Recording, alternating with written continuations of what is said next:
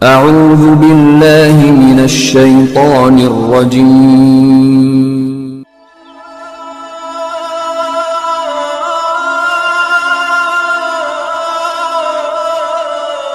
بسم الله الرحمن الرحيم.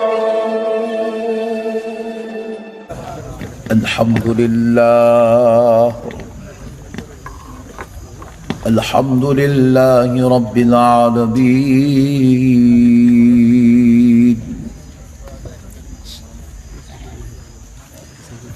والصلاة والسلام على سيد الأنبياء والمرسلين وعلى آله وصحبه أجمعين الأكرمين. أشهد أن لا إله إلا الله وحده لا شريك له، وأشهد أن سيدنا ونبينا ومولانا محمدا عبده ورسوله.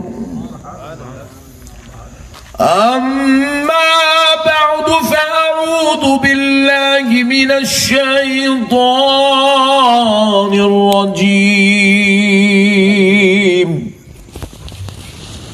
بسم الله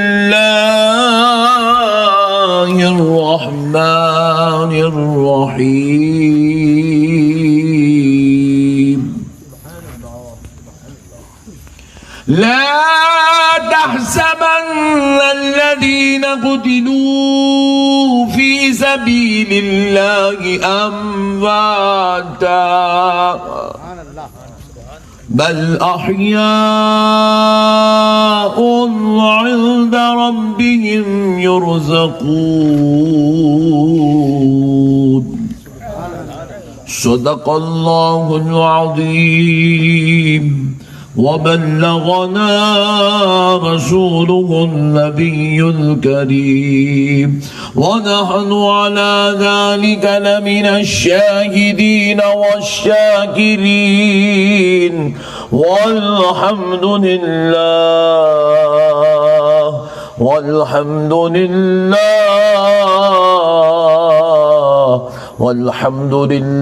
رب العالمین۔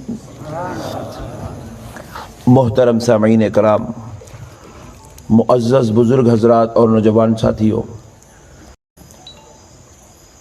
یہ اللہ تبارک و تعالیٰ کا بہت ہی بڑا احسان عظیم ہے، اور اس کے پیارے حبیب رحمت للعالمین صلی اللہ علیہ وآلہ وصحبہ وسلم کی لطف و عنایت ہے کہ آج سرکار امام حسین رضی اللہ تعالی عنہ و شہدائے کربلا و سرکاران اہل بیت کی مبارک یاد کے لیے ہم سب کو یہاں پر جمع ہونے کی توفیق اور سعادت نصیب ہوئی ہے۔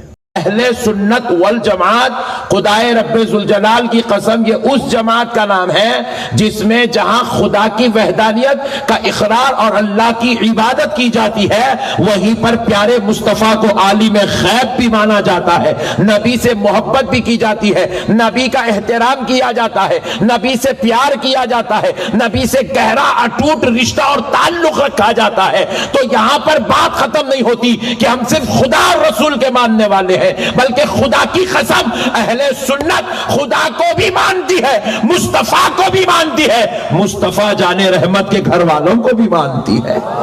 سنت والجماعت میں نبی کے صحابہ کو بھی مانا جاتا ہے، صحابہ کے دیکھنے والے تابعیوں کو بھی مانا جاتا ہے، تابعیوں کے دیکھنے والے تابعیوں کو بھی مانا جاتا ہے۔ اہل سنت والجماعت کسی لکیر کی فقیر کا نام نہیں ہے کہ جو کسی ایک ذات پہ اکڑ کے سکڑ کے رہ جائے۔ یہاں تو دریا اور سمندر بھی سما جاتے ہیں تو وہ پھیکے پڑ جاتے ہیں۔ اہل سنت کا عقیدہ اتنا مضبوط نظر آتا ہے۔ پیارے بزرگوں اور دوستو، جہاں ہم خدا کو مانتے ہیں، نبی کو مانتے ہیں، آل نبی کو مانتے ہیں، اصحاب نبی کو مانتے ہیں، تابعی اور تبع تابعیوں کو مانتے ہیں، تو یہیں پر کان کھول کے سن لو، ہم اولیاء اللہ کو بھی مانتے ہیں، ہم حضرت غوث اعظم کو بھی مانتے ہیں، ہم حضرت غریب نواز کو بھی مانتے ہیں، حضرت بندہ نواز کو بھی مانتے ہیں۔ تو پیارے بزرگوں اور دوستو، ہمارے پاس اہل سنت والجماعت میں بے ادبی نام کی چیز، ذرا زور سے بولو، اور ہم ان بزرگوں کے دستے مبارک چومتے ہیں تو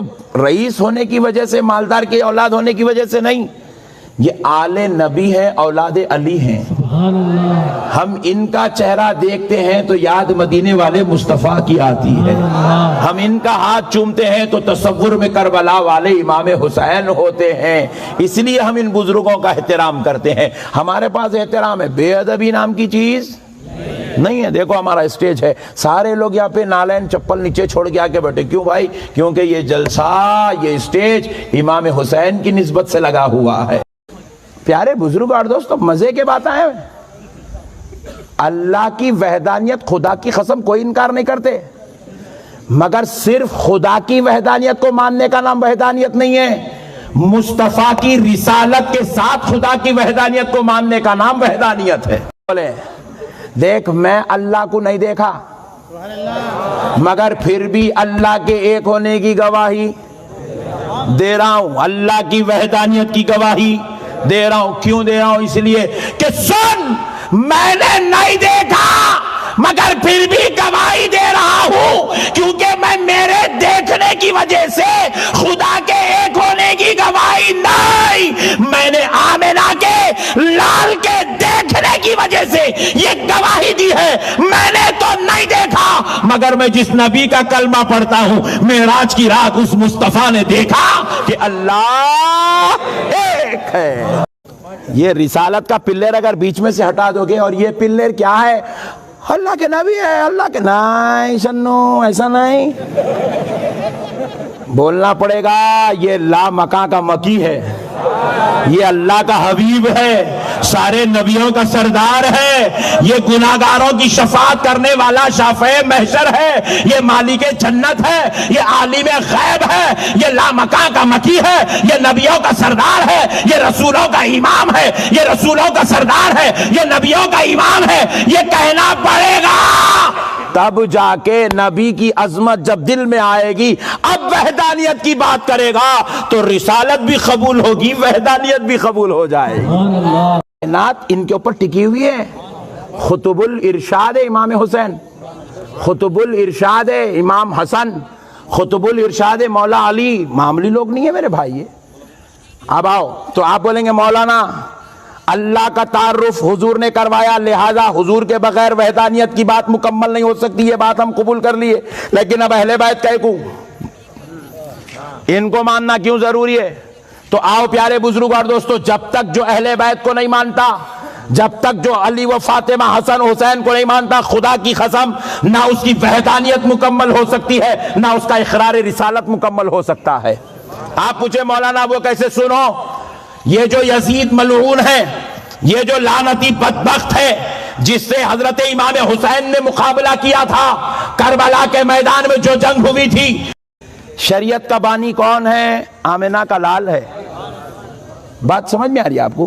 جب 1400 سال بعد پیدا ہوئے سو لوگوں کو جان بچانے کے لیے فارمولا معلوم ہے، تو کربلا کے میدان میں امام حسین کو نہیں معلوم تھا ہوگا؟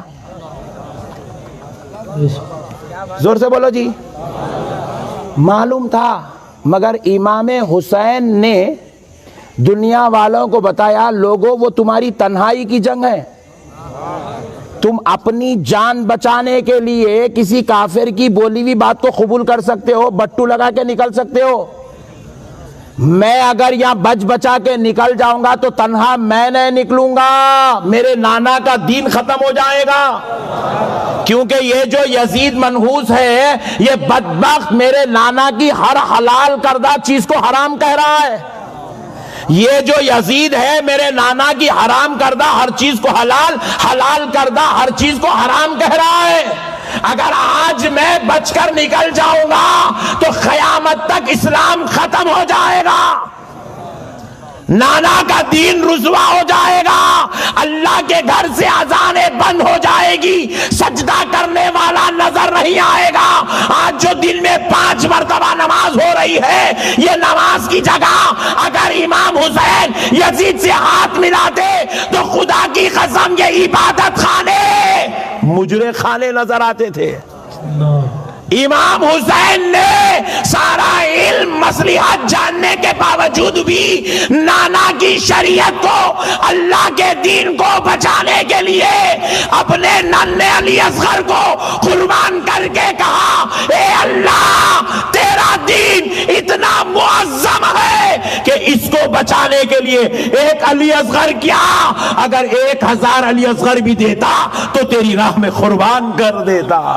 بزرگوں اور دوستوں، امام حسین نے کربلا میں اپنے آپ کو قربان کروا کر کیا بچایا؟ خدا کا دین بچایا۔ کیا بچایا؟ نانا کی شریعت کو بچایا۔ کیا بچایا؟ ماں اور بہنوں کی عزت و آبرو اور نفس کی ان کی خواہشات کو بچایا۔ کیا بچایا؟ اسلام کو بچایا، قرآن کو بچایا، نماز کو بچایا، اذان کو بچایا۔ آج جو آپ یہ جو توحید کی بات نہ کر رہے ہو، اللہ اللہ جو آپ بول رہے نا، اگر امام حسین کربلا میں نہیں جاتے تو یہ اللہ اللہ نہیں بولتے تھے آپ؟ یہ جو بول رہے ہیں آپ اللہ کے دین کی فکر، اللہ کے دین کی فکر، یہ جو فکر کر رہے نا آپ، کربلا میں امام حسین اگر فکر نہیں کرتے تو آج آپ کو فکر کرنے کی توفیق نہیں ہوتی تھی۔ یہ امام حسین کا صدقہ ہے۔ یہ جو آج دین کی فکر کی بات کر رہے ہو، یہ جو آج دین کی تبلیغ کی بات کر رہے ہو، یہ مولا امام حسین کی قربانیوں کا صدقہ ہے۔ میرے پیارے بزرگوں اور دوستو، آپ بتاؤ وحدانیت و رسالت مانتے تو ہو، اگر حسین کو نہیں مانتے، اگر اہل بیت کو نہیں مانتے، اگر کربلا کی اس عظیم قربانیوں کو نہیں مانتے، تو ایسے ماننے کو اللہ مردودیت کی طرف پھینک دے گا، لعنت کے گڑھوں میں ڈال دے گا، کہے گا نادانو تمہیں تو میرے حسین نے دین بچا کے دیا ہے، اگر مجھ تک آنا تھا تو میرے حسین کو لے کر آنا تھا۔ اسی لیے نبی پاک علیہ السلام نے دنیا کو یہ بتایا، کہیں یہ دنیا والے، کہیں یہ میری امت میرے نواسوں کو چھوڑ کر، میری اہل بیت کو چھوڑ کر، میری نسل کے ساتھ غداری کر کے خدا تک جانے کی کوشش نہ کرے، نبی تک پہنچنے کی کوشش نہ کرے۔ اس لیے نبی نے فرمایا الحسین منی وانا من الحسین، حسین مجھ سے ہے اور میں حسین سے ہوں۔ ان کے بغیر دین مکمل نہیں ہے میرے بھائی۔ انہوں سو بنا بنا کے ساری چیزیں لا کے دیے تو ہم لوگ ایسا قبول کرے سو ہے نہیں، ہے بات سمجھ میں آئی؟ سب اب آقاؤں کا صدقہ ہے، اگر ان لوگ یہ قربانیاں نہیں دیتے تو اپن آج ہاں کفر بولے تو کیا؟ بٹو لگانے کا نام کفر نہیں ہے، جا کے یوں گھنٹیاں بجانے کا نام کفر نہیں ہے، گستاخی کا نام کفر ہے۔ آج یہی وہ دور ہے پیارے بزرگ اور دوستو، ایسے دور کے تعلق سے رسول اللہ ارشاد فرماتے قیامت کے قریب جب تم فتنوں کا دور پالو، انتشار اختلاف عام ہو جائے، فتنے سر چڑھ کے بولنے لگے، ہم جس پہ بھروسہ کرے وہی جو ہے فتنوں کا باپ بن جائے، جب ایسا بدترین دور آ جائے تو ایسے دور میں میرے امتیوں تم ان کی طرف چلے جانا جدھر علی نظر آئیں گے۔ سبحان اللہ۔ کدھر چلے جانا؟ جہاں علی نظر آئیں گے، کیونکہ میرا علی جدھر ہوگا حق ادھر ہوگا۔ حق اور علی کبھی جدا نہیں ہو سکتے۔ قیامت کے قریب اگر نجات پانا ہے، دیکھو جنت بنانے والا اللہ، خالق جنت اللہ، خالق جنت اللہ۔ اللہ جنت بنایا، بنا کے کیا کرا؟ حضور کو اس کا مالک بنا دیا۔ خالق جنت اللہ، मालिक जन्नत रसूल अल्लाह। अब प्यारे बुजुर्ग और दोस्तों, बात यहां पे खत्म नहीं। अब अल्लाह और आगे सिलसिला बढ़ाया। खालिक जन्नत खुद हुआ, प्यारे मुस्तफ़ा को मालिक जन्नत बनाया। और अल्लाह ने क्या किया, 1,24,000 पैगंबर भेजे। हर पैगंबर के घर औलाद हुई, हर पैगंबर के घर नवासे पोतरे रब ने जिसके घर चाहा पैदा हुए। लेकिन अल्लाह ने किसी को ये मुकाम व मर्तबा अता नहीं किया। मगर जब प्यारे मुस्तफ़ा के घर हसन पैदा हो रहे हैं, प्यारे नबी के घर हजरत फातिमा के घर प्यारे हुसैन पैदा हो रहे हैं, तो रब्बे करीम ने क्या किया, मौला हसन और हुसैन को जन्नती जवानों का सरदार बना दिया। खालिक जन्नत अल्लाह, मालिक जन्नत रसूल अल्लाह, सरदाराने जन्नत इमाम हसन और हुसैन को बनाया। अब अल्लाह ने आगे क्या किया, हजरत सैयदा फातिमतुज़ ज़हरा को जन्नती औरतों की सरदार बनाया। और दोस्तों, रब ने अमल को जन्नत में दाखिल होने का जरिया नहीं बनाया, जन्नत में जाने के बाद दर्जात की बुलंदी का सबब बनाया। मगर जन्नत में जाने के लिए जरिया ईमान बनाया। कहा ईमान जिसके पास होगा वो जन्नत में जाएगा। बेईमान लाख नमाज पढ़े, लाख रोजे रखे, लाख ज़कात दे, लाख हज करे, वो हरगिज जन्नत में नहीं जाएगा। जन्नत में जाने के लिए ईमान जरूरी शर्त है। और ईमान किसका नाम है प्यारे बुजुर्गों और दोस्तों, खुदा की कसम, खुदा की वहदानियत को मानने का नाम ईमान है। मुस्तफा की रिसालत की तस्दीक व इकरार का नाम ईमान है। प्यारे बुजुर्गों और दोस्तों, जो आपके बाप दादा के खिलाफ बोला, आप उसको कभी घर में बुला के नहीं बिठाते। इसीलिए अल्लाह ने क्या किया, खुद जन्नत का खालिक हुआ, मुस्तफा को मालिक बनाया और इमाम हसन और हुसैन को सैयदा फातिमतुज़ ज़हरा को सरदार जन्नत बनाया। अब जन्नत में बरोज़े महशर हम जाएंगे, दस्तक देंगे, दरबाने जन्नत पूछेगा कौन, हम कहेंगे चंदा हुसैनी की निस्बत रखने वाले गोगी के गुलाम आए हैं। कहेंगे क्या कहता था इमाम हुसैन के बारे में, कहेंगे कि ये वही गुलाम है जो इमाम हुसैन के जो है नाम की मोहब्बत में शरबत पिलाया करता था, इमाम हुसैन का जलसा किया करता था, इमाम हुसैन का जिक्र खैर करता था, अपने आप को उनका गुलाम जानता है, उनके बच्चों से, उनके नाना से, उनके बाबा से, उनकी माजान से मोहब्बत करता है। तो हजरत दरबार जन्नत कहेगा हुसैन कोई गोगी का फुला फुला गुलाम आया है, तो इमाम हुसैन कहेंगे अंदर बुलाओ, बाबा का चाहने वाला आया है, नाना का दीवाना आया है, मेरे बेटे मुईनुद्दीन का चाहने वाला आया है, चंदा हुसैनी का मानने वाला आया है, अंदर बुलाओ। बुलाया जाएगा और हम जा रहे सो देख के पीछे अब्दुल जलील आएगा, अब्दुल जलील आएगा, जलील आके दोस्तों देखो, दरबाने जन्नत पूछेगा कौन, बोलेगा मैं अब्दुल जलील। बोले इमाम हुसैन के बारे में क्या ख्याल था, वो हमारे अमीर साहब बोलते थे कि वो करबला की जंग आपस में दो भाइयों की जंग थी। बोले हाँ इतना भयानक बोले और हमारे अमीर साहब तो बहुत डेंजर थे, सऊदी रिटर्न थे, उन्होंने बोले कि वो करबला में जो है यजीद हक पे था, बोले इमाम हुसैन गलती पे थे, बोले नौज़बिल्लाह। फिर बोले यजीद को रहमतुल्लाह अलैह बोले और यजीद के नाम का मदरसा भी खोले। बोले अरे इतने खतरनाक थे तेरे शेख साहब, यजीद के नाम का मदरसा चलाते थे। यजीद हक पे था ना तो बोले बाबू उन्हें बाजू रहता, देखो उधर जाओ। बोले सुभान अल्लाह, सुभान अल्लाह। बात समझ में आई नहीं आई? जन्नत में जाना है तो जन्नत वालों से मोहब्बत करना जरूरी है। जन्नत में जाना है तो मेरे आका के नवासों से मोहब्बत करना जरूरी है। इसीलिए तो रब्बे करीम ने कुरान पाक में कहलवाया, प्यारे हबीब आप जरा अपनी उम्मत से कह दीजिए क्या, कुल ला असअलुकुम अलैहि अजरन इल्लल मवद्दत फिल कुर्बा। सुभान अल्लाह। ए प्यारे मुस्तफा फरमा दो, کہ میں نے تم پر ہزاروں احسان کیے، تم کو بت پرستی سے توڑا، خدا سے جوڑا، میں نے تم کو ساری دنیا کی گندگیوں شرارتوں سے توڑا، اللہ کی عبادت قرآن کی تلاوت سے جوڑا، میں نے خدا کا کلام لیا، بڑے امانت کے ساتھ تم تک پہنچایا، میں نے تم کو اخلاق سکھائے، تہذیب سکھائی، انسانیت سکھائے، میں نے تم کو سب کچھ بتایا، لا اسألکم، اس کے بدلے میں تم سے کچھ نہیں مانگتا۔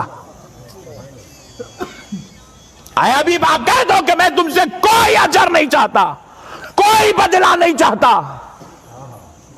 حبیب آپ تو نہیں چاہتے، اللہ مگر آپ کا امتی اگر آپ کو کچھ نذرانہ دینا چاہتا ہے سبحان اللہ، کہ آپ نے اس کو وحدانیت سے جوڑ دیا، آپ کا امتی اس کے بدلے آپ کو نذرانہ دینا چاہتا ہے، آپ نے دنیا کی ساری جھوٹی کتابوں سے توڑ کر قرآن سے جوڑ دیا، بدلے میں امتی کچھ نذرانہ دینا چاہتا ہے، حبیب آپ کہو اگر تم مجھے کچھ دینا ہی چاہتے ہو تو المودۃ فی القربا، میرے اہل بیت کی محبت کا نذرانہ دے دو۔ سبحان اللہ، کیوں اہل بیت کی محبت کا نذرانہ حضور نے چاہا؟ اس لیے چاہا کیونکہ پیارے مصطفیٰ جانتے تھے کہ جس کے دل میں اہل بیت کی محبت ہوگی وہی جنت میں جانے کا حقدار اور لائق ہوگا، جس کے دل میں اہل بیت کی محبت نہیں ہوگی خدا کی قسم وہ جنت میں ہرگز نہیں جائے گا۔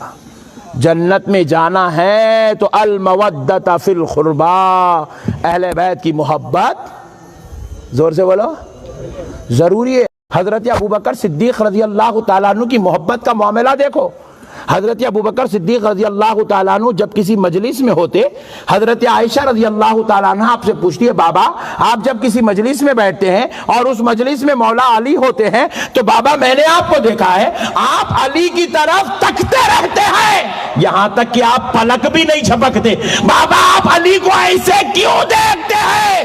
تو حضرت ابوبکر صدیق نے رسول اللہ کی امت کو یہ علی کا مقام سکھایا کہ حضرت ابوبکر نے کہا بیٹی عائشہ کیا تم نے نہیں سنا رسول اللہ نے فرمایا کہ علی کو دیکھنا عبادت ہے۔ امام حسین کے جلسہ کرنے پر ٹینشن ہو تو یاد رکھو بدبختو تم نے بزرگوں کا طریقہ چھوڑ دیا ہے، تم نے اسلاف کا طریقہ چھوڑ دیا ہے۔ حضرت امام حسن اور امام حسین رضی اللہ تعالیٰ عنہ کسی غرض و غایت سے مدینے کے باہر تشریف لے گئے، جب آپ مدینے میں تشریف لے آئے واپس تو حضرت ابو ہریرہ، کون ابو ہریرہ؟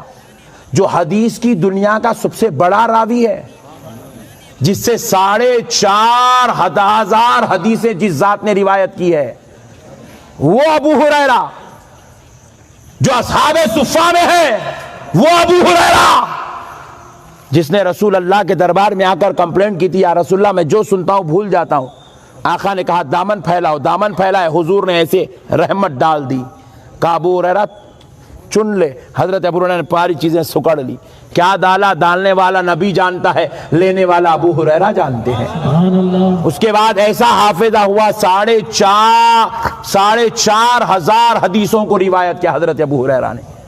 اب جو بخاری بخاری بخاری بخاری بخاری کہتے ہیں، جن کو بخاری کا بخار چڑھا ہے ان کو معلوم ہونا چاہیے بخاری میں جس شخص کی سب سے زیادہ روایت ہے اس ذات اقدس کا نام حضرت ابو ہریرہ ہے۔ وہ ابو ہریرہ کو دیکھو، مولا امام حسن اور حسین مدینہ شریف سے باہر تشریف لے گئے، جب واپس آئے تو وہ گرد و غبار دھول چلتے چلتے چلتے چلتے پیروں پر آ گئی تھی۔ ہوتا ہے نا اکثر بچے باہر کھیلنے جاتے ہیں تو دیکھتے ہیں پیروں پہ گرد غبار لگ جاتی ہے، مٹی لگ جاتی ہے۔ ابو ہریرہ نے اپنا وہ کپڑا جس سے آپ چہرہ پوچھا کرتے تھے، جس سے وضو پوچھتے تھے، آپ حسنین کریمین کے خدموں کے پاس بیٹھ گئے اور اپنے اس پاک کپڑے سے ان کے خدم مبارکہ کی دھول جھڑانے لگے۔ سبحان اللہ، جب وہ بڑے بڑے ہو کر ان کا اتنا احترام کرے اور اپن اتنے سر کے ہو کے اتنی جڑ اشاری کہیں کو کرے، ان سے محبت کیوں ضروری ہے؟ سنو، اس لیے کہ پیارے بزرگ اور دوستو، حضرت آدم دنیا سے تشریف لے گئے، حضرت آدم جاتے ہی حضرت آدم کا مذہب اسلام ختم ہوا کہ نہیں ہوا؟ حضرت نوح تشریف لے گئے، حضرت نوح کا اسلام آپ کا لایا ہوا مذہب ختم. حضرت ابراہیم دنیا سے تشریف لے گئے, آپ کا مذہب آپ کے جاتے ہی ختم. آپ پر نازل ہونے والی کتاب ختم, آپ کی شریعت ختم, آپ کا قانون ختم, آپ کی اخلاق ختم, آپ کی امت پلٹ گئی. دین کے اندر تحریفات, ایمان غارت کر لی امت. نبی پردہ فرماتے, نبی کے بعد نبی کی امت برباد ہو جاتی, پھر سے کفر و شرک میں مبتلا ہو جاتی. حضرت موسیٰ کی امت تو حضرت موسیٰ صرف 40 دن کے لیے گئے کوہ طور پر, امت برباد ہو گئی. جب جا کے آیا, جب سے ان لوگوں نے بچڑے کو رکھ کے پوجا کرنا شروع کر دیا.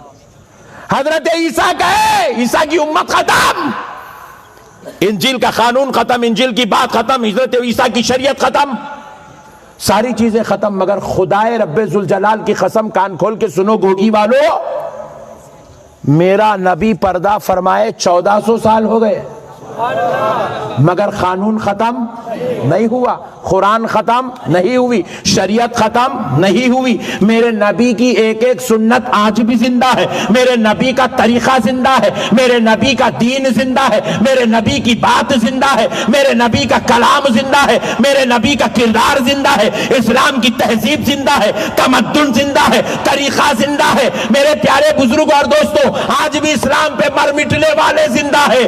آپ پوچھیں, ہر نبی کے جاتے ہی 1,24,000 پیغمبر دنیا سے پردہ فرمائے, ان کا دین ختم ہو گیا, ان کے پاس کی لائی ہوئی شریعت ختم ہو گئی, ان کی کتاب ختم ہو گئی, مگر نبی پردہ فرمائے 1400 سال ہو گئے. نہ قانون مٹا ہے, نہ شریعت مٹی ہے, نہ دین مٹا ہے, نہ اسلام مٹا ہے. ہم نے بزرگوں سے پوچھا, آخر بات کیا ہے؟ وہاں وہ گئے تو سب چلا گیا, یا نبی پردہ فرمائے مگر سب کچھ آج تک زندہ ہے؟ بات کیا ہے؟ تو کہا سنو سنو, ہر نبی لائے تو تھے, مگر نبی کے پاس بچانے والا کوئی حسین نہیں تھا. یہ نبی لائے آئے تو ساتھ میں بچانے والے حسین کو بھی لے کر آئے ہیں. تو کسی نبی کے پاس حسین نہیں تھا, کسی نبی کے پاس انا مدینۃ العلم وعلی بابوہا والا علی نہیں تھا. کسی نبی کے پاس فاطمہ بضعۃ منی, فاطمہ میرے جگر کا ٹکڑا ہے, ایسا ٹکڑا کسی کے پاس نہیں تھا. ایسا عظیم محترم ذات شخصیت کسی نبی کے پاس نہیں تھی. یہ قربانیاں دینا, یہ ایثار کرنا, یہ کوئی معمولی کام نہیں, یہ صرف نبیوں کا کام تھا. اللہ نے وہ کام مولا امام حسین سے لیا, امام حسن سے لیا, مولا علی سے لیا, سیدہ فاطمہ الزہرا سے لیا. خدا کی قسم انہی قربانیوں کا صدقہ ہے کہ آج 1400 سال سے دین زندہ ہے. اب جن کے صدقے سے دین ملے, بتاؤ ان سے محبت کرو گے کہ نہیں کرو گے؟ اسی لیے تو حضور نے کہا, اے اللہ جو میرے حسین سے محبت کرتا ہے, اے اللہ میں اس سے محبت کرتا ہوں, تو بھی اس سے محبت فرما. اے اللہ جو میرے حسین سے نفرت کرتا ہے, میں اس سے نفرت کرتا ہوں, تو بھی اس سے نفرت فرما. میرے پیارے بھائیوں, اگر چاہتے ہو خدا اور رسول کی محبت ملے تو امام حسین سے محبت کرنا ضروری ہے. تو کان کھول کے سنو, شربت ہم اس لیے نہیں پلاتے, کھانا اس لیے نہیں کھلاتے, جلسہ اس لیے نہیں کرتے کہ یہ قرآن میں ہے یا حدیث میں ہے یا فرض ہے یا واجب ہے یا ضروری ہے. نہیں, خدا کی قسم اس لیے نہیں کر رہے ہیں, بلکہ اس لیے کرتے ہیں کیونکہ ہمیں امام حسین سے محبت ہے. دین سمجھداری کا نام ہے, دین ہلڑ بازی جذبات کا نام نہیں, دین سمجھداری کا نام ہے. اللہ نے سمجھدار بنایا ہے. آؤ پیارے دوستو, یہ امام حسین کا صدقہ ہے کہ آج دین زندہ ہے. جن کے صدقے سے دین ہمیں زندہ ہو کر ملا ہے, ان سے محبت کرنا یہ ہمارے اوپر واجب ہے, ضروری ہے. پیارے بزرگ اور دوستو, چلتے ہیں مولا علی کی بارگاہ میں. کون علی؟ شیر خدا علی. کون علی؟ اسد اللہ علی. کون علی؟ جس کو نبی نے اپنے کندھوں پر اٹھا لیا وہ علی. تاجدار کائنات صلی اللہ علیہ وسلم جب ہجرت فرما کر مدینہ گئے, جب حضور مدینے سے واپس آئے تو آقا علیہ الصلوۃ والسلام نے دیکھا کہ مدینے سے جب آپ تشریف لائے فتح مکہ کے بعد, تو آپ نے کیا دیکھا کہ کعبۃ اللہ شریف کے اندر بتوں کو بٹھا دیا گیا. نبی پاک علیہ السلام خود اپنے دست اقدس سے بتوں کو کعبے میں توڑنے لگے. جب زمین پر رکھے ہوئے بت توڑ دیے، دیواروں میں لگائے ہوئے بت توڑ دیے، تو کچھ بت ایسے تھے جو کعبے کی چھت میں لگے ہوئے تھے۔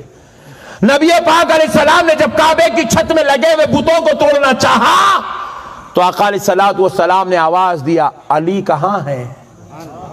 سبحان اللہ۔ حالانکہ اس وقت صحابہ اکرام بھی ہے، جلیل القدر صحابہ ہے، لیکن حضور امت کو ایک پیغام دینا چاہتے تھے۔ حکمت و مصلحت تھی، رسول پاک علیہ السلام نے علی کو پوچھا، مولا علی دوڑے دوڑے کعبۃ اللہ شریف کے اندر تشریف لائے۔ آقا علیہ السلام نے کہا، علی یہ کعبے میں لگے ہوئے بتوں کو توڑنا ہے، اس کی چھت میں لگے ہوئے بتوں کو توڑنا ہے۔ تو کہا، یا رسول اللہ میں کھڑتا ہوں، آپ میری پشت پر آ جائے اور آپ بتوں کو توڑ دے۔ تو رسول پاک نے کہا، علی تم نبوت کا بوجھ نہیں اٹھا سکتے۔ تو کہا، یا رسول اللہ پھر کیا کیا جائے؟ حضور نے فرمایا، علی تم میرے کندھے پر چڑھ جاؤ۔ ارے ذرا غور کرو میرے بھائی، کیا مقام دے رہے ہیں سرکار، کیا مرتبہ دے رہے ہیں۔ کہہ رہے ہیں کہ علی میرے کندھوں پہ چڑھو۔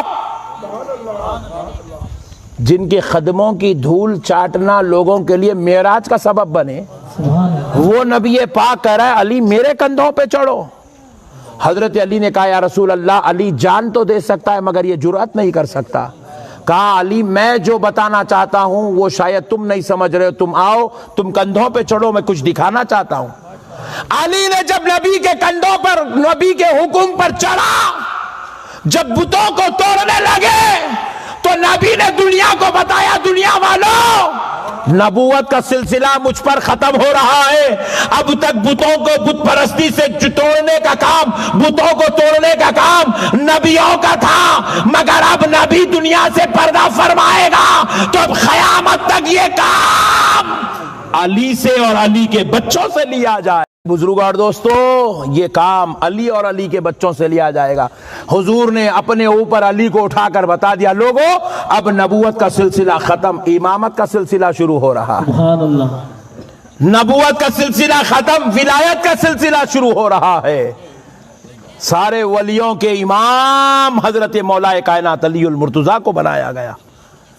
میرے بھائی، نبی ہو کر ان کو اپنے کندھوں پہ اٹھائے، انہیں مولوی ہو کر مسجد میں ان کی تعریف کرے تو کیا ٹینشن کی بات ہے جی؟ میرے پیارے بزرگوں اور دوستو، نبی پاک علیہ السلام نے صحابہ کے ایک بڑے مجموعے کو ایک میدان میں جمع کیا، خود ایک پہاڑ پہ کھڑے ہو گئے، صحابہ اکرام سے اہل بیت کی فضیلت عظمت بیان کیے، بعض احکامات شریعہ بھی بیان کیے۔ پھر جب خطاب حضور نے ختم کرنا چاہا تو حضور نے پوچھا، علی کہاں ہے؟ سارے صحابہ سن لیے کہ حضور نے علی کو طلب کیا۔ سب نے کہا علی سامنے۔ علی نے کہا، لبیک یا رسول اللہ۔ حضور نے کہا، علی ادھر آؤ۔ حضور نے حضرت علی کو اپنے ساتھ پہاڑ پہ لے لیا، لے کے حضرت علی کو سامنے کھڑا کر کے ان کی بغلوں میں ہاتھ دے کے حضور نے ان کو ایسے اٹھایا۔ سبحان اللہ۔ علی کا چہرہ قوم کی طرف، صحابہ کی طرف ہے۔ صحابہ سے پوچھا، لوگوں تم نے دیکھ لیا میرے ہاتھوں میں کون ہے؟ تو سب نے کہا، ہاں یا رسول اللہ ہم نے دیکھا، یہ علی ہے، علی ہے، علی ہے۔ سارا میدان علی کی آواز سے گونج رہا تھا، صدائے علی بلند ہو رہی تھی۔ یہ علی علی کی صدا لگانے والے کوئی عام درجے کے لوگ نہیں، یہ صحابہ اکرام تھے۔ نبی پاک علیہ السلام نے جب دیکھ لیا کہ سب جانتے ہیں کہ میرے ہاتھوں میں علی ہے، میں نے علی کو اٹھایا، تو علی کو اٹھا کر حضور نے قصیدہ پڑھا، علی کی تعریف یوں بیان کی، علی کی عظمت کو ایسے ظاہر کیا، علی کا رتبہ دنیا کو ایسے بتایا۔ یہ جملے حضور نے کہا، من کنت مولاہ فہذا علی مولاہ، میں جس کا مولا ہوں علی اس کے مولا ہے۔ جب رسول اللہ ہو کر ان کی تعریف میں خطبہ پڑھے تو مولوی ہو کے پڑھنے میں شرم محسوس کرے۔ اباؤ پیارے بزرگوں اور دوستو، چلتے حسنین کی بارگاہ میں۔ کون ہے امام حسن و حسین؟ رسول پاک علیہ السلام اپنے دونوں لخت جگر کو اتنا قریب بٹھا کے رکھتے تھے۔ امام حسین ادھر حضور کے ادھر بیٹھتے تھے گود میں، تو ایسے سرکار کو ایسے لپک جاتے تھے۔ ادھر امام حسن بیٹھتے تھے، سرکار کو ایسے پکڑ لیتے تھے مضبوط۔ حضور ان دونوں کو بٹھا کے ایسے کمبل شریف اوڑھ لیتے تھے۔ صحابہ اکرام سے ایک محفل میں بات کر رہے، ایک نیا شخص آیا تھا محفل میں، پہلی بار آیا تھا۔ وہ حضور سے گفتگو کر رہا ہے، بات چیت کر رہا ہے، حضور اس سے بات کر، کچھ دیر ہو گئی، کمبل شریف میں کچھ حرکت محسوس ہوئی تو وہ دیکھنے لگا کہ بھئی کمبل میں یہ کیا ہو رہا ہے، تو اس کو محسوس ہوا کہ کمبل میں کوئی اور بھی ہے، سبحان اللہ، تو اس نے پوچھا آپ کے پاس کمبل شریف میں کوئی اور ہے؟ تو حضور نے ایسے کمبل کو ہٹایا، ہٹا کر بتایا دیکھو یہ 2 بچے ہیں۔ کہا ہے محمد یہ کون ہے؟ تو نبی پاک علیہ السلام نے کہا کہ یہ 2 میرے بیٹے ہیں۔ سبحان اللہ، کہا پھر کہیں یہ غلط فہمی میں مبتلا ہونا ہو جائے، بعد میں کہا یہ میری بیٹی کے بیٹے ہیں۔ سبحان اللہ، حضور اتنی محبت کرتے، اتنا پیار کرتے، وہ جب پیاسے ہوتے تو حضور اپنی زبان مبارک ان کے منہ میں رکھ دیتے، زبان چساتے سرکار ان کو، اپنی زبان چسا کے حضور ان کی پیاس بجھاتے۔ اور یہ کیسا مولوی ہے جی، علی کے نام کا جلسہ کرنے میں، علی کی تعریف کرنے میں، علی کا ذکر کرنے میں، حسنین کی تعریف کرنے میں اس کو بدعت نظر آتی ہے، نعوذ باللہ۔ میرے پیارے بزرگوں اور دوستوں، یہ تو نبی کی محبت ہے، اب خدا کا فضل دیکھو، نبی کے گھر حسنین پیدا ہوئے، اللہ نے ان کو کیا شان، کیا درجہ عطا کیا۔ سرکار امام حسن سر سے لے کر سینے اقدس تک ہو بہو سرکار کی طرح تھے، سبحان اللہ، سینے اقدس سے لے کر خدم مبارک تک سرکار امام حسین ہو بہو سرکار کی طرح تھے۔ سبحان اللہ، یہ شبیہ مصطفیٰ کہا جاتا انہیں، سرکار کی شباہت تھی منوال۔ جب پیارے بزرگوں اور دوستوں اللہ اللہ ہو کر اپنے نبی کی شباہت دونوں میں تقسیم کر رہا ہے، سبحان اللہ، تو غلام ہو کر قبول کرنے میں کیا ٹینشن کی بات ہے بھائی؟ یا محمدہ یا محمدہ، مولا کائنات علی المرتضیٰ رضی اللہ تعالیٰ عنہ دوڑے دوڑے بھاگے باہر تشریف لائے، کون ہے جو حضور کا نام لے کر پکار رہا ہے؟ آ کر دیکھے تو ایک کافر ہے، غیر مسلم ہے۔ مولا کائنات نے پوچھا بھائی کیا چاہیے؟ کہا کہ میں حضرت محمد کی بڑی تعریف سن سن کے ان کا عاشق ہو گیا ہوں، اور میں یہ نیت کر کے آؤں ان کو جیسا سنا ویسا اگر پالوں گا تو کلمہ پڑھ کے مسلمان ہو جاؤں گا، میں ان سے ملنا چاہتا ہوں، میری ملاقات کرا دیجئے۔ اب یہ سننا ہی تھا، اب مولا علی بھی رونا شروع کر دیے، اتنا روئے کہ مولا علی ہچکیوں پہ آ گئے۔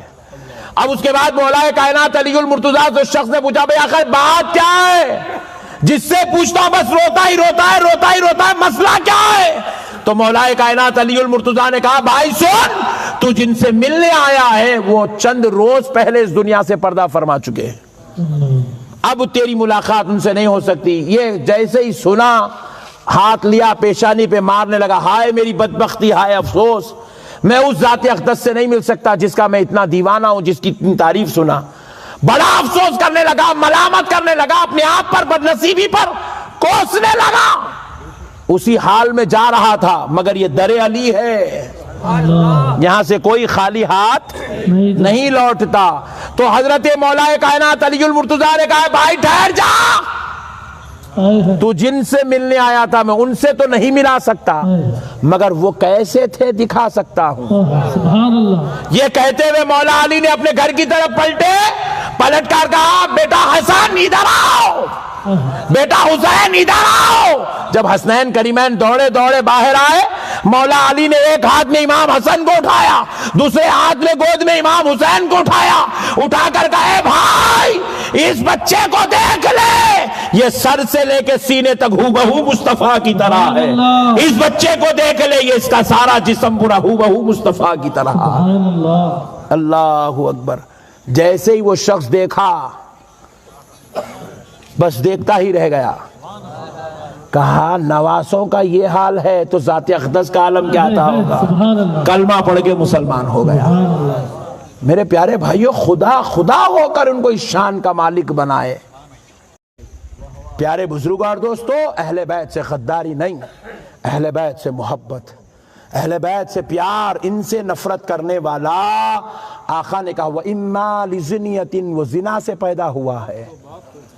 خبردار مسلمانوں، ان سے نفرتیں نہیں، یہ ہماری جان ہے، یہ ہمارے ایمان کی جان ہے، یہ ہمارے ایمان کی پہچان ہے۔